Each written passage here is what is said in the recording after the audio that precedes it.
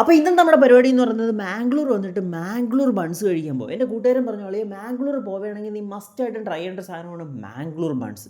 നമ്മുടെ ബൺ മസ്കേല ആ ബണ്ണും നമ്മുടെ ക്രീം ബണ്ണും പോലെയൊന്നുമല്ല, ഇത് വേറെ ഐറ്റമാണ്. നമ്മൾ പായ ടിഫിൻസിലാണ് ഇത് കഴിക്കാൻ വേണ്ടി വന്നത്. ഉടുപ്പിയിൽ അത്യാവശ്യം നല്ലൊരു വെജ് ഹോട്ടൽ എന്നറിയപ്പെടുന്ന സാധനമാണ് പായ ടിഫിൻസ്.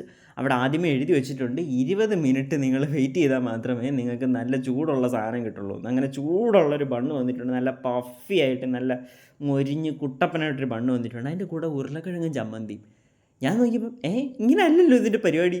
എന്നിട്ട് ബണ്ണും കൊണ്ട് കീറി അതിലേക്ക് ഉരുളക്കിഴങ്ങും അതിനകത്ത് കുറച്ച് ചമ്മന്തിയും കൂടെ എടുത്ത് ഇങ്ങനെ കഴിക്കുമ്പോൾ നല്ലൊരു സ്വീറ്റ് ഫീൽ കിട്ടും.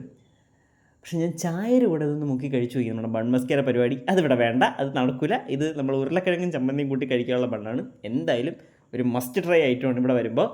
അപ്പോൾ വലിയ പൈസയൊന്നുമില്ല, അത്യാവശ്യം ബെയറബിളായിട്ടുള്ളൊരു എമൗണ്ട് ആയിരുന്നു. അപ്പോൾ എന്തായാലും മാംഗ്ലൂർ വരുന്നെങ്കിൽ നിങ്ങൾ മാംഗ്ലൂർ ബണ്ണ് മിസ് ചെയ്യരുത്, മസ്റ്റ് ഐറ്റമാണ്.